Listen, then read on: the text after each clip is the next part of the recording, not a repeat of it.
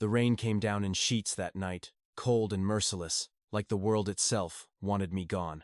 I was 21, standing on the porch of the only home I'd ever known, my heart hammering so hard I could barely breathe.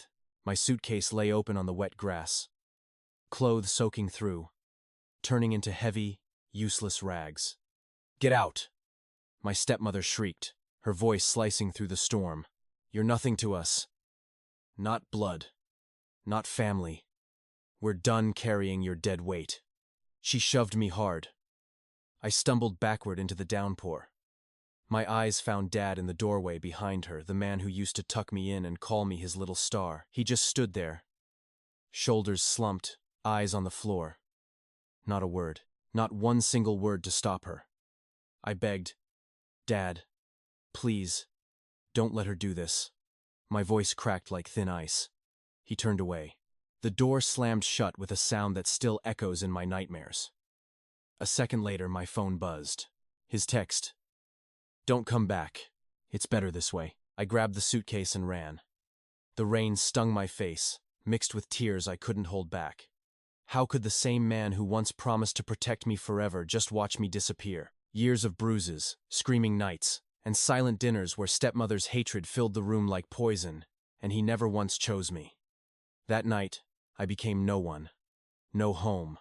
No family. Just a girl lost in the dark. The weeks that followed were a blur of concrete and fear.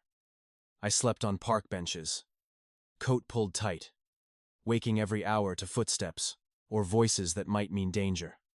Shelters turned me away when they were full. I washed dishes in greasy diners for scraps of food and enough cash to buy a bus ticket anywhere. My body ached constantly. Hunger gnawed at my stomach like a living thing.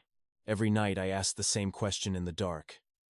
How did my life shrink to this surviving one more hour? One more day? One freezing afternoon I slipped into the public library just to get out of the cold. The computer screen glowed softly. I typed, "cheap houses for sale," without really believing anything would come up. And there it was. A listing so strange it felt like a sign. Abandoned 2. Story fixer. Upper. Needs major work. Selling for back taxes. $5 minimum bid. Quiet town 2 hours north. The photos showed a sad, vine-covered house with broken windows and a sagging porch, but it had a roof. 4 walls. It was something. My hands shook as I placed the bid with the last $73 I owned. I won. No one else wanted it. The next morning I was on a Greyhound bus clutching a single key and a dream so fragile it could shatter in my palm. When I stepped off in that sleepy town and walked the cracked sidewalk to the address, the house looked even worse than the pictures, dark, lonely, whispering of old secrets. But it was mine. For the first time in weeks, I felt the tiniest spark of control. I pushed open the creaking door and whispered, "I'm home." For now, the first nights were pure survival. I swept mouse droppings, nailed cardboard over broken windows, and slept on the dusty floor wrapped in the one blanket I owned. The house smelled of damp wood and years of neglect. Wind howled through the chimney like a grieving voice. Strange creaks echoed at 3 in the morning, making my skin crawl.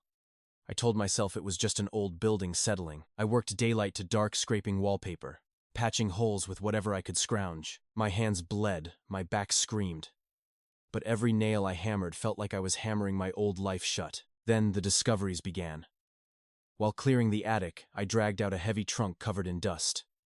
Inside were photos me at 8, laughing on Dad's shoulders, before stepmother came into our lives. My chest tightened. Beneath the photos lay letters, dozens of them, all addressed to me in Dad's familiar handwriting.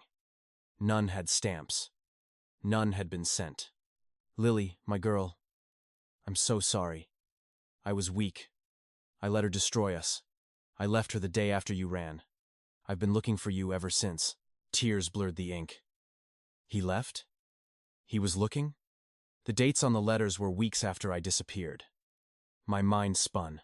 Deeper in the house, behind a loose panel in the bedroom wall, I found notebooks. Pages and pages filled with dates, addresses, phone numbers. Checked shelter on Maple Street, no Lily. Posted new missing person flyer in 3 cities. Private investigator says she might be heading north. God, please let me find her.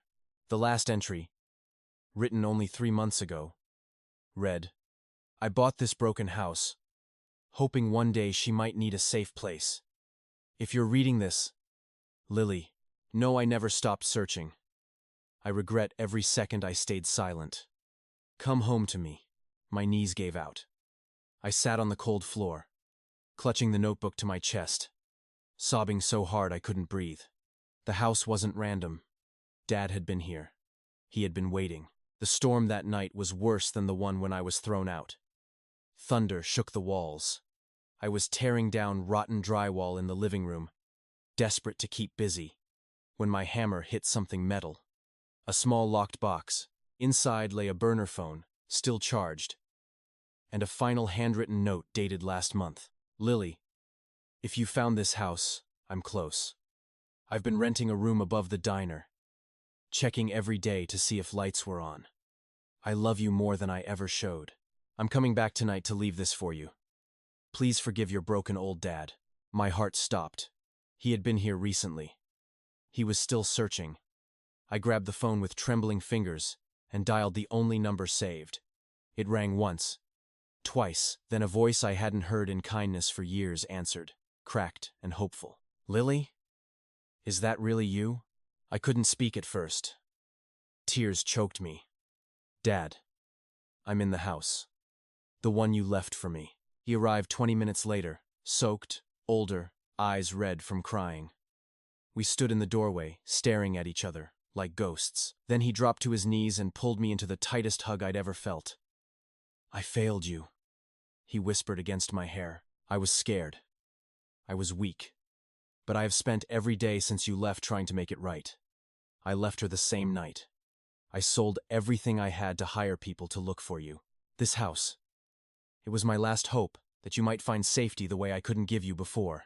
We cried until there were no tears left. That night we sat on the floor with candles burning, talking until dawn about the abuse, the silence, the regret that almost destroyed us both. He wasn't perfect, he never would be, but he had never stopped loving me. Today the house is slowly becoming a home. We fix it together, one wall, one memory, one apology at a time. The vines are trimmed, the windows let in light, and every evening when the sun sets through the new glass, I feel something I thought I'd lost forever. Belonging. If you're out there running from pain, holding on to nothing but a thin thread of hope, keep going. Sometimes the broken places we run toward are exactly where healing waits. Sometimes the family we thought we lost never stopped searching for us. And sometimes, in the quiet of an old abandoned house, love finds its way home. Thank you for listening to my story.